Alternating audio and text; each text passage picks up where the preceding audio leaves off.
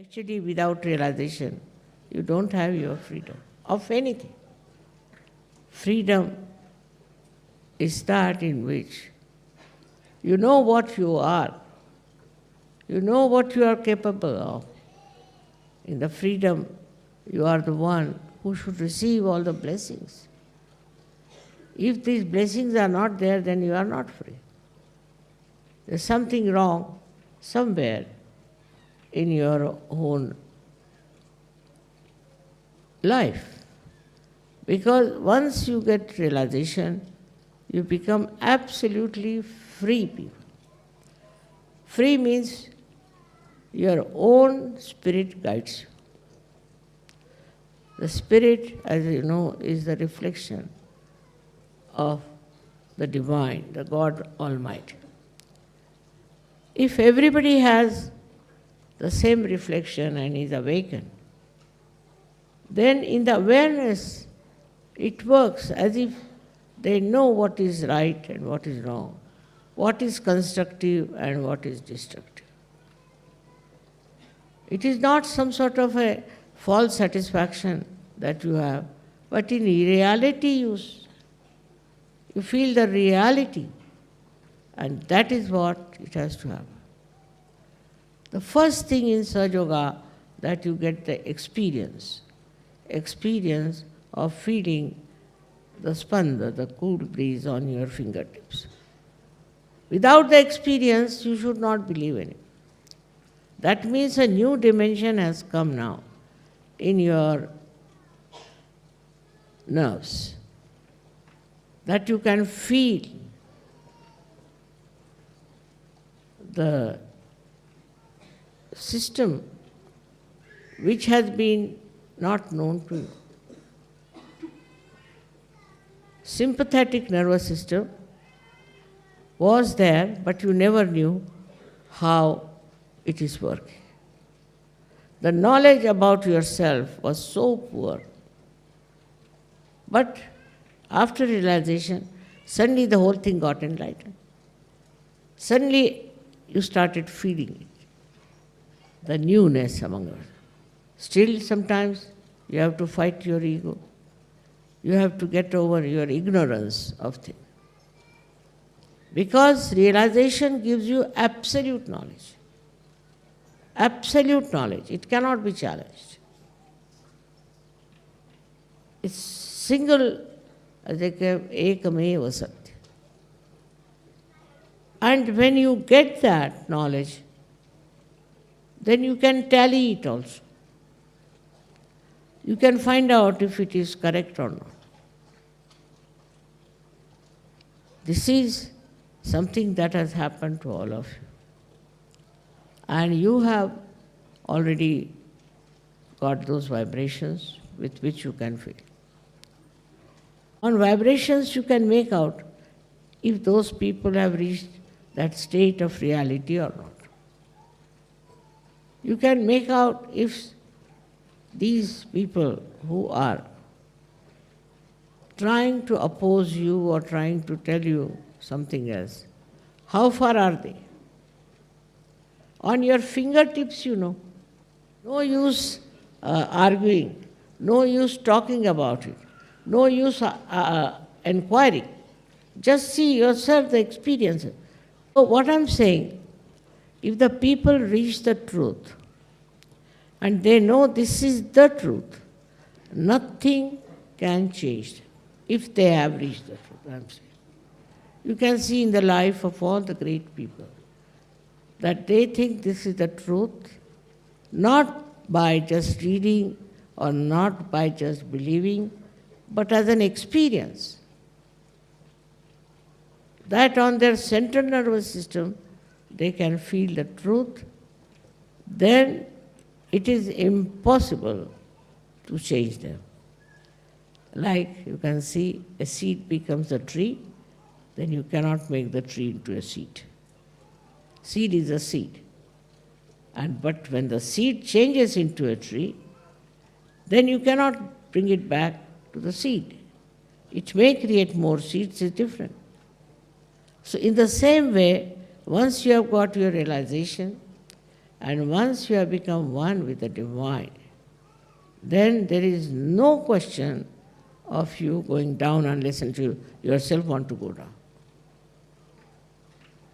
It's very, very remarkable how you get this property, how you get this ability and this capability, and after that you don't lose it.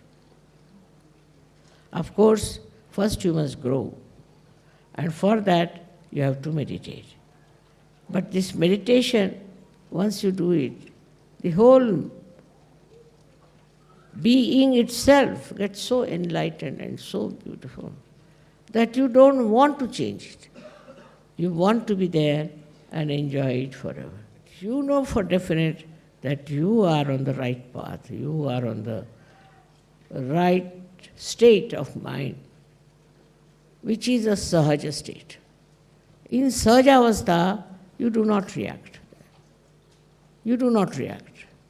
You just see and appreciate. Now see, I came, I saw this beautiful, such an idea of Sahasrara, all the chakras, they have crossed over, gone up there, and from there they have very good expression. But like that, you see, finding faults with others. And this finding fault actually comes from your brain, which is not yet enlightened. You cannot enjoy anything because you react. All the time you go on reacting. If somebody says something nice, still you are reacting. If somebody said something bad, of course you are reacting. No question. So, for us to understand that we are not free to react, we are on a very high pedestal. What is our job is to enjoy. Enjoy everything. And that enjoyment is the blessing of the divine. Even you can enjoy the turmoil, the torture, everything you can enjoy if you see the point that nothing can happen to your spirit, which is the real light. Whatever you may suffer, whatever you may think is troubling you, actually this silent light of the spirit makes you absolutely, perfectly joyous. And you give joy to others. In the third state, you just see things. It's a drama, you feel. It's a different styles, different types, and you just see and watch and get the joy out of it. It is not important to say, I like this, I like that. No. That I which likes is nothing but ego and keeps you out of the enjoyment which is reality, which is real. Everything in this world that you find is troublesome, if you see from another angle, from a sahajasthiti, you won't feel the troubles. But that higher life should be there. That higher standard should be built in within you. The other day I had a meeting with bureaucrats. And I told them, I know the pay is less. You may think that others get much more pay. They're having much more facilities. But there's one way you can really enjoy your work. If you have patriotism, Desha Bhakti, if you have patriotism for your country, no amount of sacrifice will satisfy you. You want to give everything. And you can go through all kinds of so-called dearth and depressive states without even feeling anything about it. And at the same time, your feelings become very deep. For example, you are traveling and suddenly you find somebody who is sick. You can feel it on your vibration that this person is sick.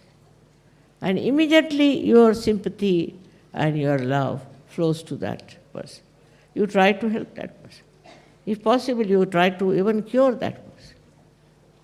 Just like that, your whole being becomes like an ocean which absorbs all the rivers and all kinds of watery things, whatever it is, within its abdomen, I should say.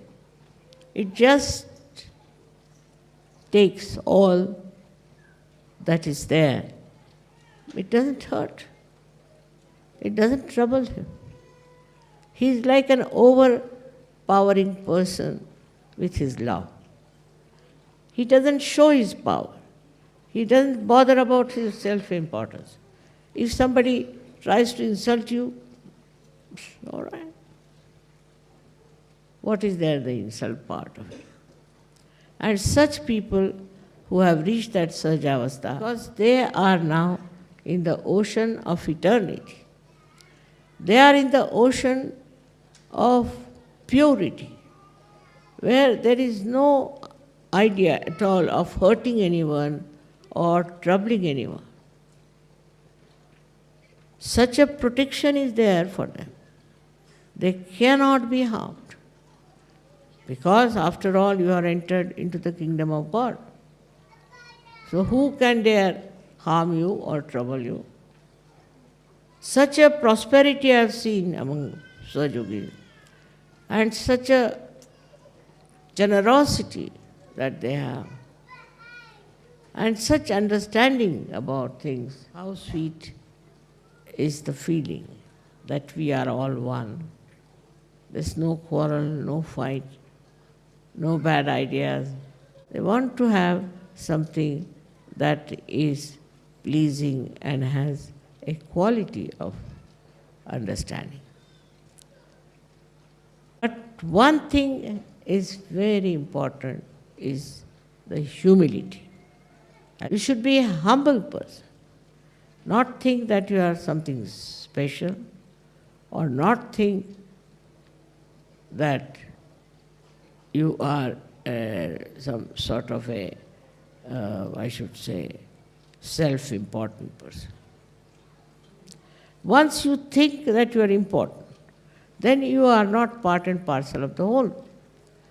If my one hand starts thinking I am important, it's stupid. How can one hand be important? All hands are needed, everything is needed, legs are needed. How can one part be so important? If you start thinking like that anywhere in your journey of Sahaja Yoga, then I must say you are not in the Sajavastha.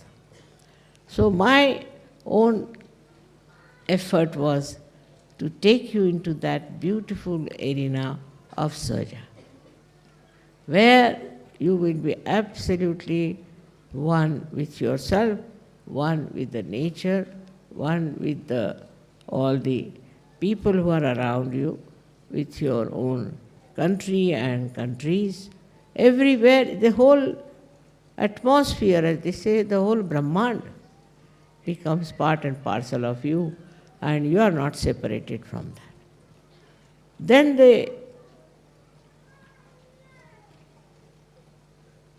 we can say the echoes. They call Ninada. The echoes of your being, of your life, can be easily seen, not in material advancement or in any other kind of a thing, but in the spiritual area, which is the highest. That you have to reach the peak of the mountain. And once you have reached the peak of the mountain, you will know you are there. And then you start showering all your love, affection, and everything that flows down the mountain, which is very satisfying, and also which is very much absolutely peace-giving. It gives you joy, it gives you peace, it gives you capabilities, it gives you so many things that you cannot count. Like the 1,000 petals of your Sahasrara which are enlightened. God knows what all you can have with this. This is such a tremendous area you are in, the 1,000 petals. And from there people have gained all the knowledge about science, knowledge about all the great discoveries are from there. So this is what one has to realize, one's own esteem. Self-esteem is different from self-importance. You should have self-esteem. With that you will become humble. You will become very loving because you are capable of love. And it is not forced on. Work without any feeling of self-importance. But another cycle of awareness where you are aware as to what you are doing. At the same time, you are very humble. You are very loving. You are very kind. You don't shout. You don't beat anyone. You don't say anything harsh to anyone. And you can manage the most difficult person. If somebody tries to be funny, you can always raise the Kundalini and be satisfied with it. If you secretly raise the Kundalini, the other person is finished. If you cannot raise it, then forget it. Forget it, he is a difficult person, it's a stone. Now in the stone, what can you do? You cannot make it flow the love and the dignity, all these qualities. It is not possible from a stone-hearted person. So forget it, that's not your job. That's not your job at all. So I would request that first of all, we should see how much humble we are. We have to be very humble. So you have your love, which is pure, without any lust or greed. You love others only because you are in love. And then secondly, you are blessed with peace. You are absolutely at peace with yourself. And you'll be amazed with peace, wisdom will come into. Only in peace you can discover the truth. You can discover every solution that you want. You become very, very wise and sensible person, outstandingly great than others. You are not like common general people. Then you have joy.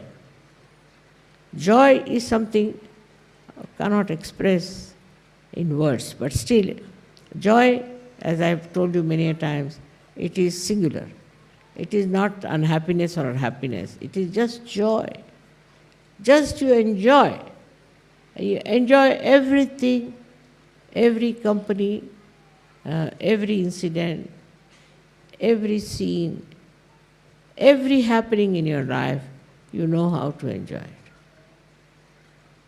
See, just joy has a great capacity. Once I remember I had gone with my son-in-law and daughter to see some historical place, and we had to climb a lot. We were climbing for about 3 hours. So naturally we all got tired. And there was a little resting place made of marble. So we said, let's spread out ourselves here. So when I spread it out, you see, they were so much saying, why should we have come here of all the things, this, all that, they were grudging.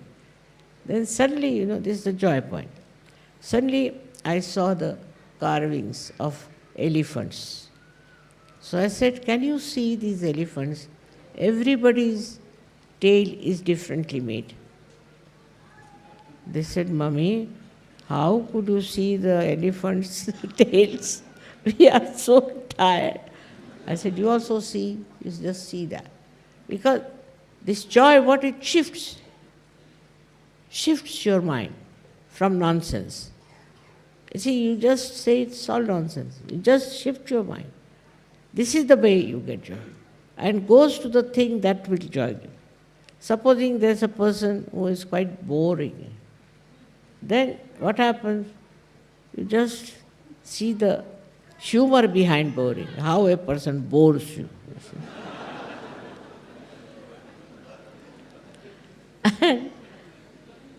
And what you learn out of it is never bore anyone.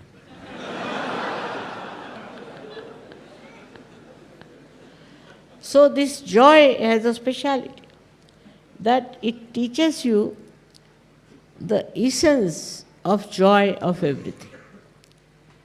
If it's say a bad film, all right, still you enjoy because you see how bad it is. Supposing, of course, if it's a good film, then you can always see. But you do not go on with your mind how to criticize. This criticism business goes out of your mind. So what happens? Your mind shifts immediately from something that's ridiculous to something interesting in the same thing. So you don't criticize and you don't feel bad about it. Sometimes it so happens that people are amazed that how I tolerate such people. Well, I don't tolerate, I am not paying any attention, whatever the person may be doing. If you are of that nature, that's what we call as a condition where you are absolutely in the Turiya state. When I have gone into that state of joy, why should I say anything? It is like that, a temperament which you have to understand and respect it. That is within you, but respect it. Do not compare it with others. Others are not at your level.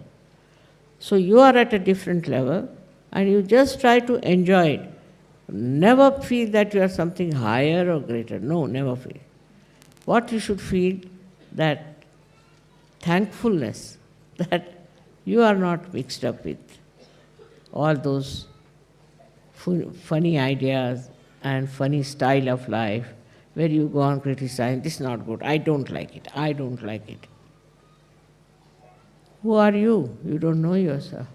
When you say I don't like it, you are not knowing yourself. How do you know what you don't like?